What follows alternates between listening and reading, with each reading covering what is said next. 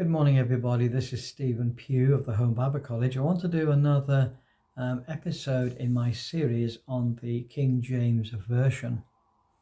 Now, this particular chapter is chapter 9 of the book that we're featuring, and it talks about the production, that is, the early printing of the King James Bible.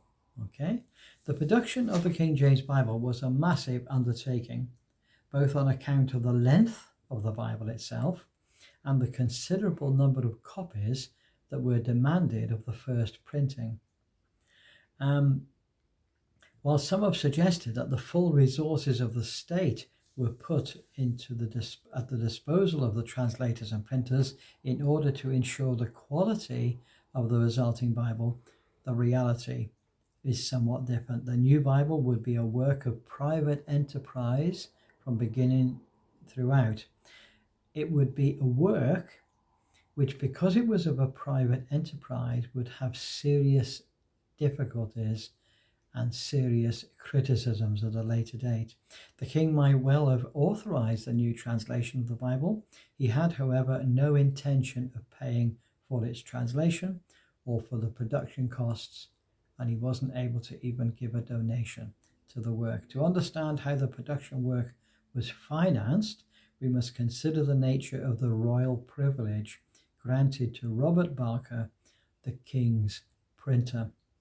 Now, the English book trade was regulated by a stationers' company, as printing was permitted only at 4 centres in the land, in London and in York and in Oxford and in Cambridge, and until 1695. Now, regulation of the trade was not especially difficult. The printing of Bibles, however, was seen as a matter of particular importance and was subject to additional regulations. Since the time of Henry VIII, Bibles printed within England by official sanction, such as the Matthew's Bible, the Great Bible, the Bishop's Bible, were subject to a trade monopoly. The monarch granted a privilege to favoured subjects, allowing them to have monopoly on the production of certain types of Bible. It was an honour or a favour, usually indicated with the words "Cum Privilegio" on the title page of the Bible in question.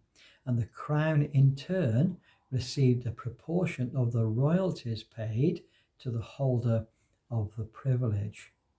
So, not only did King James not fund it, but he taxed it, because he received a heavy cut of all of the profits that came from its sale.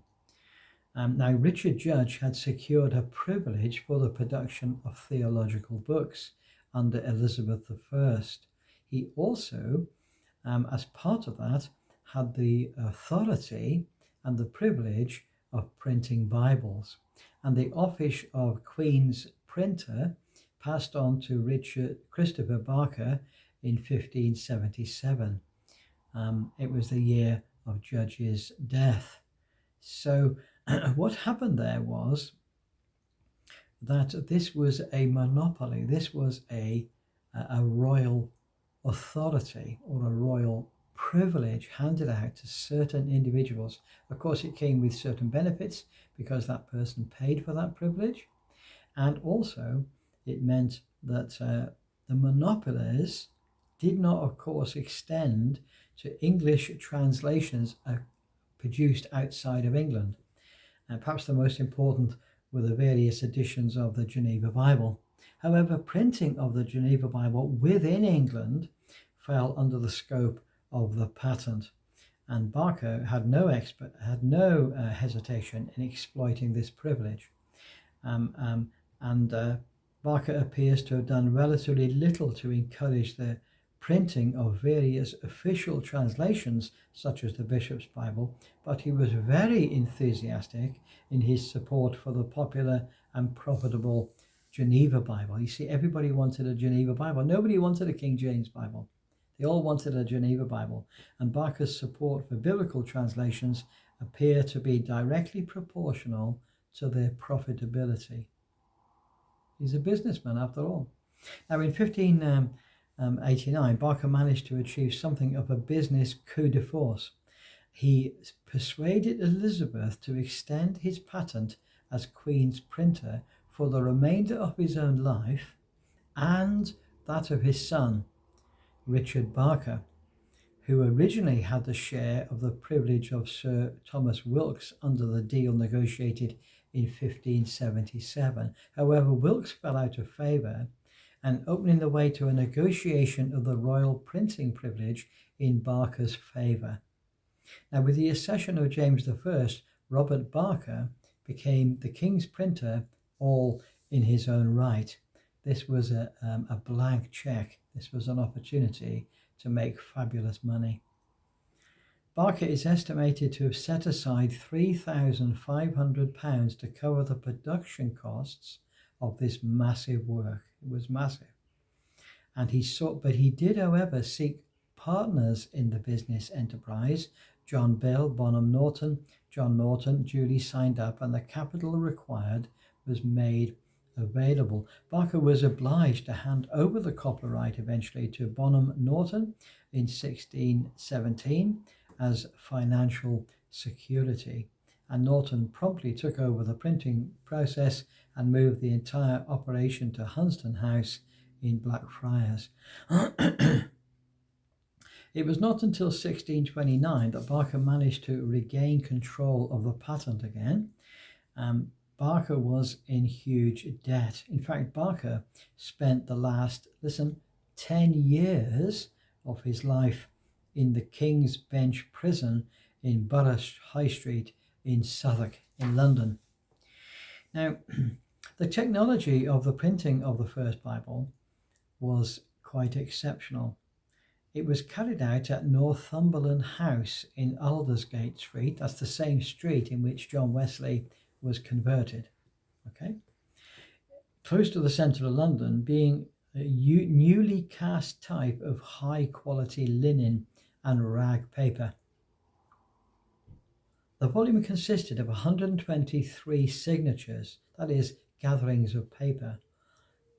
So what they would do, you see, they'd have a large sheet of paper that the printing would be done on. That paper could be then folded. In this case, it was folded just once, and that produced, well, we'll talk about it further. Let's talk about it. That's called a gathering of paper. With 366 sheets of paper, each folded to yield 2 leaves of open paper, consisting of 4 printed pages, measuring 6 by 10.5 inches.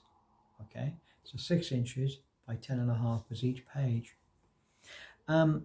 Most of the signatures, that is, most of the collections of sheets, consisted of 3 sheets of paper folded over and sewn together to yield 6 leaves, that is 12 printed pages. Printing methods are not changed substantially since the time of Gutenberg and Caxton. That's 150 years earlier. It's a long time, isn't it?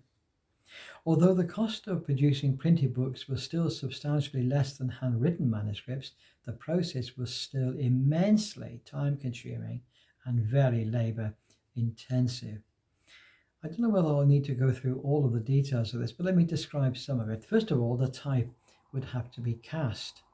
Now, this is this special type of metal, this mixture of tin and lead and antimony.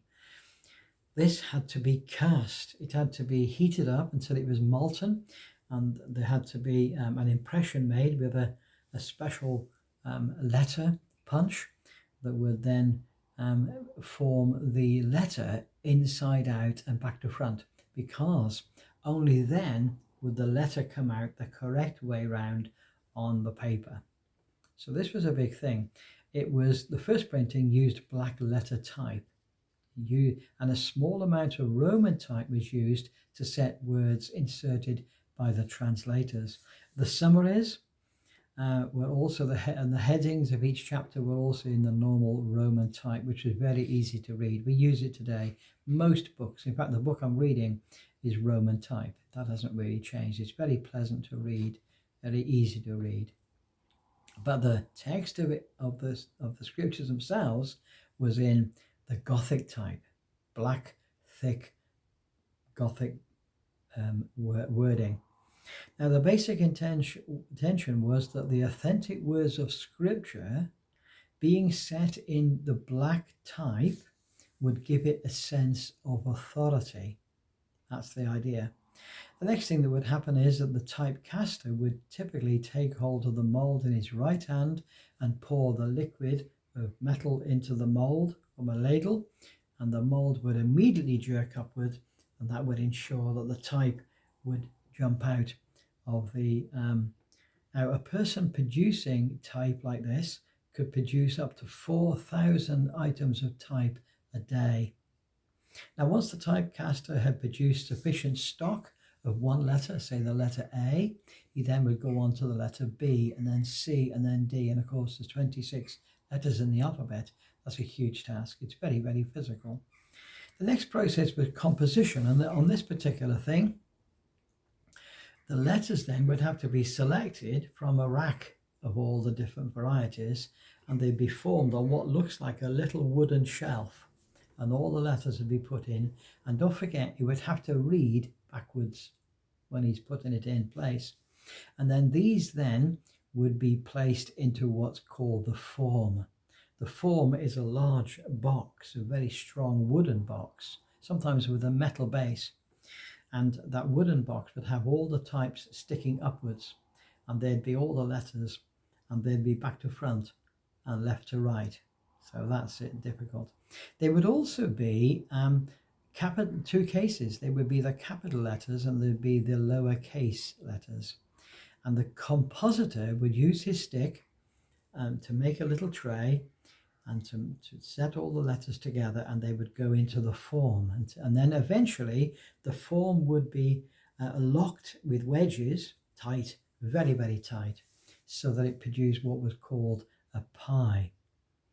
So this then would then be going into the printing press, and then a sheet would be put over it. The letters would be inked. All the letters sticking up would be inked on the top, and then a sheet of paper would be put on top, and then the pressure would come down and it would print that sheet. However, then they'd have to proofread it to make sure that there wasn't any little typos that had just crept in already. What they would do is they would have a young boy that can read, who would then read the text, okay? And the printer would read the original translation to make sure that what he hears and what he sees are the same. And that's how they did it.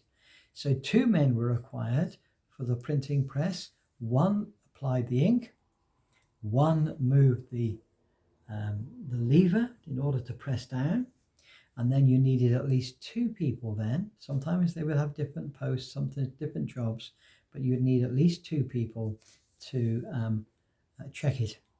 Now, notoriously, because it was a financial enterprise, they would rush it, and errors would creep in because they didn't proofread good enough. And also, if when you're printing, there's one little letter that's the wrong letter in a word, it's a big job to get that letter out, put a new letter in. Sometimes they would just leave it. Human nature, you see. The amount of effort needed to pull down the clamp, and also to pull the sheets out as they're coming out. This involved a tremendous amount of physical exercise, and the 2 men who were called the press men would actually swap over because the one job was slightly easier than the other. So the King James Bible was printed in gatherings of 3 sheets of paper at a time, which would give us 12 pages of text. And these signatures, as these little bundles of pages, were called signatures, and they traditionally took the form of a letter of the alphabet. So, for example, if you had a lot of signatures in front of you and you wanted to assemble them into a book, you'd look at the spine, and on the spine it would say the letter A, and then you'd look for the one that's the B and the C and the D and so on through the alphabet. If the book was a long book, like the Bible was, they would then go A, B, C, D, and then eventually when they get to the end of Z, they then start with AA, and then AB, and AC, and AD, and so on. And if you take a hold of a book, and not a new book, but if you take hold of a book and look at page 16, or look at the page 32 sometimes, you'll see in the corner of the page at the bottom, there'll be a letter. And that is the signature that enables the book to be assembled in the correct way. Now, finally, the work was bound. It was customary to offer printed Bibles in two forms, bound or as sheets, bound or as signatures. The Great Bible, for example, in 1541, could be purchased for 10 shillings in sheet form and 12 shillings if it was bound. And sometimes people bought them in sheet form simply because it was cheaper, and then they would get somebody to bind them at a later date. One of the things that happened with all Bibles is that eventually they became smaller and smaller. And so in 1620, the Norton and Bill published a Vicimoquarto edition. Okay, that's a particularly small one. It was only 4 inches by 2 inches. And of course, being so small, it was as big as your hand. You could just pop it into a pocket. Very, very convenient.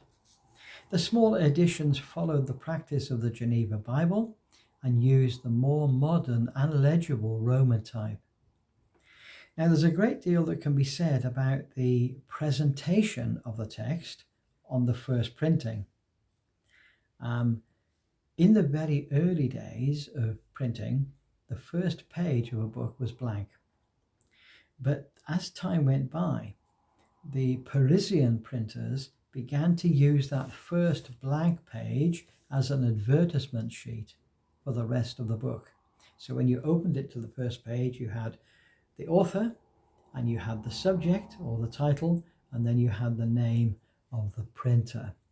There we are. So that's how the first page, and the first page of the King James Bible had that. There's what the King James Bible looked like on its first page. Can you see that? Okay, very ornate, very ornate.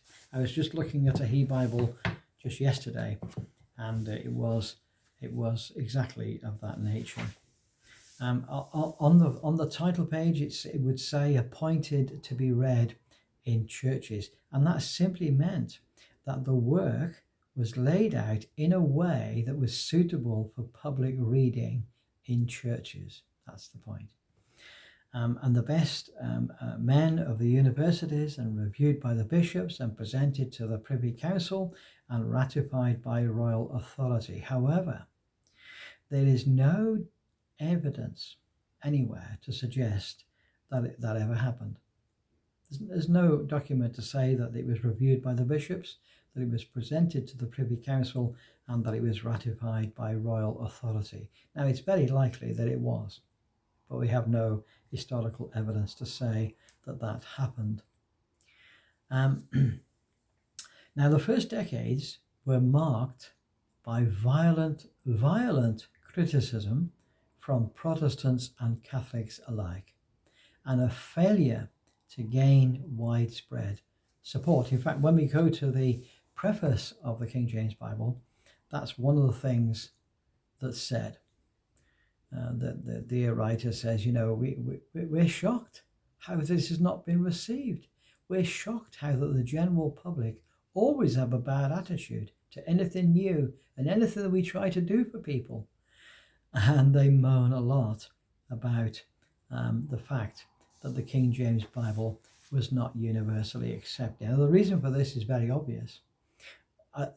England was awash with very, very good quality Bibles. Easy to read, easy on the eye, smaller versions, it had had many more years of revision, which meant it was far, far more accurate, and it had the additional feature of having notes to explain what the text said. And that, of course, was the Geneva Bible. Now, the note from the translator to the reader was written by Miles Smith. It's funny, I wrote a book about this. We're going to read that later. I didn't know that it was Miles Smith that wrote the preface. So there we are. We learn something new every day. Now, the King James Bible, when you opened it, had a lot of other material. It wasn't just an effort to provide for the clergy a book to be read. It also was a study Bible in the sense of its ecclesiastical importance.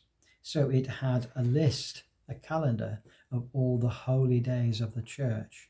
It had an almanac for the next 37 years, setting out all the main religious festivals. It then was followed by a series of directives on how to determine the date for Easter Day in perpetuity. So it also then had a lectionary. Now, the lectionary was eventually taken out of the King James Bible and became the basis of the Book of Common Prayer. Finally, it had the names and the order of the books of the Old Testament, along with the numbers of the chapters that they contained, and this was in the order that we generally have them today. Now, it was not intended to be a Bible for personal study. It was to be a Bible for ministers of religion to be able to use it in the pulpit, to use it for the reading of the scriptures. And then after all that, there was then a series of 34 pages of highly decorative biblical genealogies, and then followed by a map of Canaan. Wow, it's a big job, isn't it? It's a massive task, what's going on here. And finally, the text is laid out in 2 columns, black letter type. This contrasted sharply, very sharply, with the more legible and attractive Roman type, which was already in use by the Geneva Bible. Now, they could have used Roman type quite easily, but they didn't do it. However, in the margin, there were lots of places where there were technical notes. They weren't explanation notes, they were technical notes. So if there was a particular Greek word or a particular Hebrew word that needed something to be said, then that was there. And of course, that meant that the marginal notes were for the use of the ministers of the gospel. It was to enable them to understand these important things. Now, there were no other marginal notes, none at all. Now then, how good was it? Well, demand for the work was such that a reprint was inevitable, and this came in 1613 when a new folio edition was printed, which corrected some of the errors of the first printing of the work. There are people today that say the King James Version is God's final word and it's all perfect. Perfect. No, it's not perfect. Even from a printing point of view, it's not perfect. And there was a multitude of errors. Now, the early printing of the Bible, King James Bible, included so many errors that the Christians of that day laughed their heads off. They couldn't believe such a foolish thing had been done. And there were many, and this arose mainly from weaknesses in the book production process of the period. Now, contemporary sources suggested that a reading boy would read the proof copy aloud to the compositor, and errors could arise in all sorts of ways. For example, first of all, there were homophones. They were words that were different words but sounded the same, because this is because it's being read, it's being listened to. So you could have there or they could have there. And these two words are different words and they mean something completely different, but they sound identical. This is one of the problems of English language. There were also a large number of errors in English Bibles because of the constant pressure to reduce publication, to reduce production, and reduce proofreading time. Okay? And now around this time, the generally preferred Bible of the average Christian in England were the Dutch printed Bibles. They were much more accurate. They generally were easy to read, and they were printed on far, far better paper. Now, a story is told of a bishop who, having been invited to preach in around 1675 on a certain biblical text in St. Paul's Cathedral, turned up and then being rebuilt. It was St. Paul's had been rebuilt as a result of the Great Fire of London. He went into a nearby stationer's to buy a London printed Bible so that he could study the text. And on turning to the appropriate page, he found that the verse that he wanted to find was just missing. The whole verse was missing. So you can see, can't you, that there were lots of faults with this particular printing. The first printing of the King James Bible in 1611 included lots of printing errors. For example, in Exodus chapter 28, verse 11, it talks about hooks rather than hoops, and the error was corrected 2 years later on the next print run.